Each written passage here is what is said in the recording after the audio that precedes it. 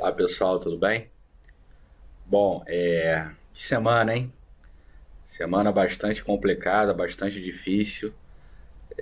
Começando lá no dia 13 com aquelas manifestações contra o governo Dilma Rousseff, de apoio, bastante apoio ao juiz Sérgio Moro.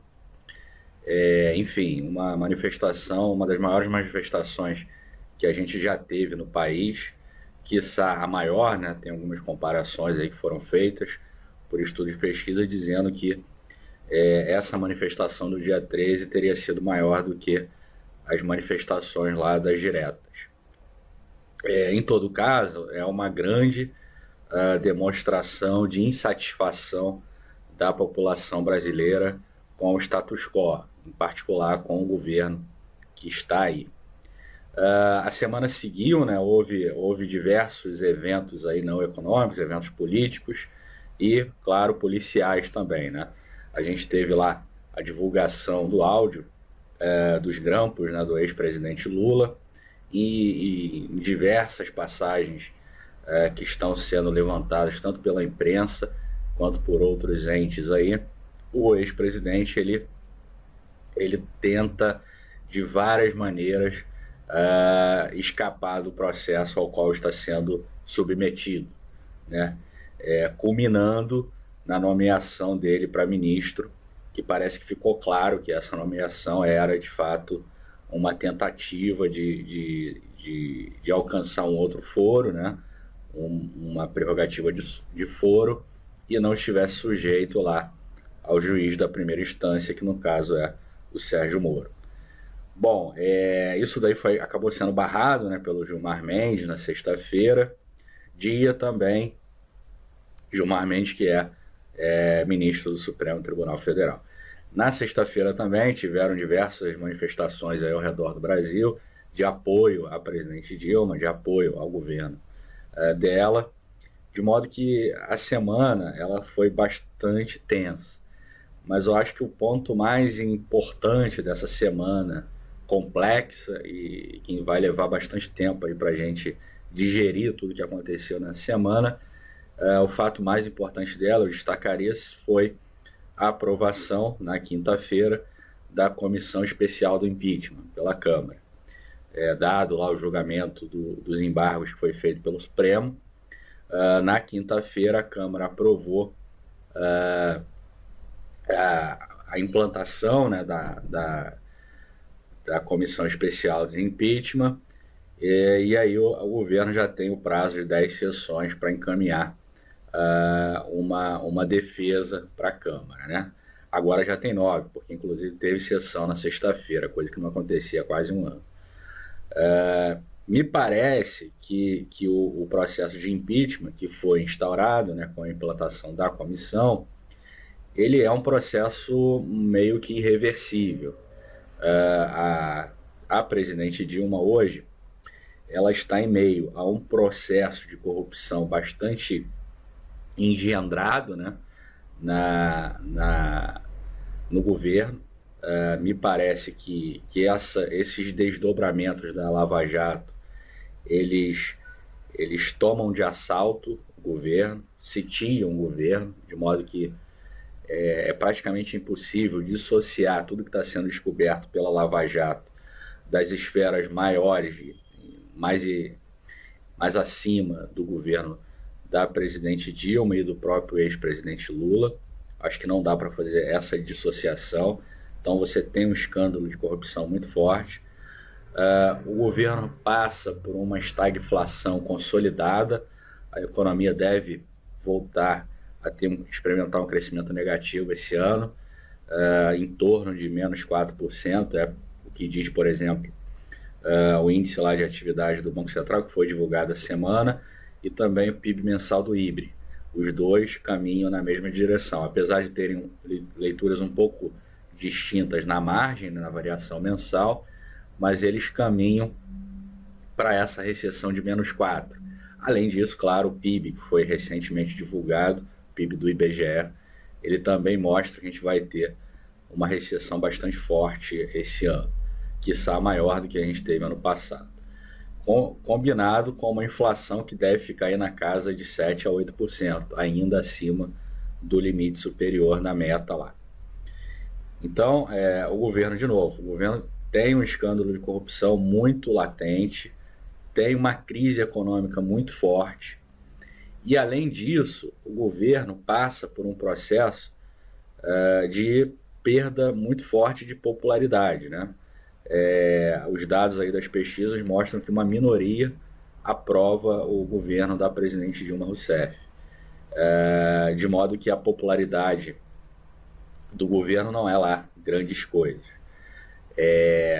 Somado a esses 3 pontos, corrupção, crise econômica e perda de popularidade, você vê uma clara deterioração da base de governo, né? A base aliada do governo na Câmara e no Senado, né, no Congresso, ele vem se desmontando ao longo dos últimos meses, né? O PSB já saiu da base, você tem discussões internas do PMDB para ver se sai ou não, o PMDB já deu o tal aviso prévio, né, para ver se vai sair ou não da base, de modo que o PPS também saiu, se não me engano, de modo que essa base governista no Congresso, ela vem se esfacelando a cada dia, a cada semana.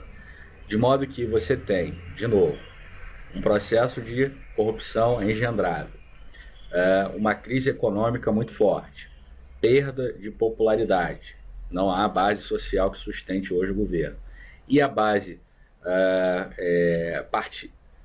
parlamentar, né, uma base parlamentar no Congresso também não vai se deteriorando a cada dia, a cada semana que passa aí. De modo que hoje o processo de impeachment, depois dessa semana, particularmente depois dessa semana que a gente acabou de ter, com esses desdobramentos que eu acabei de comentar, o impeachment se tornou um processo irreversível, eu diria. A gente vai chegar, parece, às últimas consequências desse processo. É muito pouco, hoje a leitura que eu faço que é muito pouco provável que a presidente Dilma consiga escapar do processo de impeachment. Dito isso, como é que seria o dia seguinte, né? Como é que seria o período seguinte ao impeachment, né? Será que o Temer lá vai conseguir criar um governo de coalizão para dar cabo das reformas que a gente precisa? Será que ele vai conseguir isso? Bom, para retomar, esse vídeo vai ficar um pouquinho mais longo do que os vídeos tradicionais dessa sessão de comentário de conjuntura, mas eu acho que vale a pena tecer algum comentário sobre um possível governo Temer. A minha visão particular é que o governo Temer ele não vai conseguir dar conta dos problemas estruturais que a economia brasileira tem. A gente sabe, lá das eleições, lá em 2014, o debate estava baseado em 2 conjuntos de coisas que precisavam ser feitas na economia brasileira. Você tinha 3 ajustes macroeconômicos que você precisava fazer e você precisava tocar nas reformas estruturais. Esses 3 ajustes, fazer a inflação convergir para a meta, lidar com o problema fiscal, né, o crescimento das despesas muito além das receitas, e o ajuste externo. Desses 3 ajustes macroeconômicos, apenas o ajuste externo, que era o déficit em conta corrente, ele foi atacado, meio que por gravidade, né? Dado que você teve uma desvalorização do câmbio muito forte, o déficit em conta corrente ele se reduziu de forma bastante significativa, de modo que hoje não parece ser mais um problema o déficit em conta corrente. Isso foi equacionado, né? Pode ter alguma divergência aí entre os economistas, mas eu acho que a maior parte há um consenso de que hoje o problema externo já não é mais um problema. Os outros 2 continuam. A inflação, o Banco Central recentemente abandonou a convergência para 2016, que ele vinha patrocinando desde 2014, desde a última ata de 2014. Ele abandonou, agora ele vê só a convergência de 2017, e mesmo em 2017, quem estuda política monetária sabe que é muito pouco provável que a gente vai conseguir convergir para a meta de 4,5 em 2017. Pode ficar dentro do limite superior, que também não está garantido, mas é muito difícil a gente ter uma convergência para a meta em 2017, por conta principalmente das expectativas e da inércia inflacionária. Ou seja, convergência da inflação, difícil ter. Além disso, o problema fiscal ele exige uma série de mudanças estruturais, né? Você precisa desindexar um monte de gastos do governo, e isso aí passa necessariamente pelo Congresso. Um eventual governo Temer vai ter condições políticas de liderar essa agenda, dado esse evento novo que é a Lava Jato? Ele vai conseguir fazer isso? Eu sou bastante cético que o governo consiga patrocinar esse tipo de discussão no Congresso.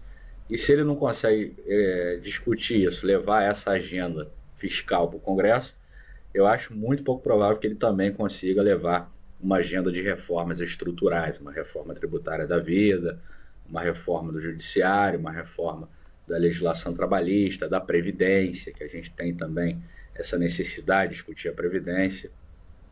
Enfim, uma série de reformas que precisam ser tocadas.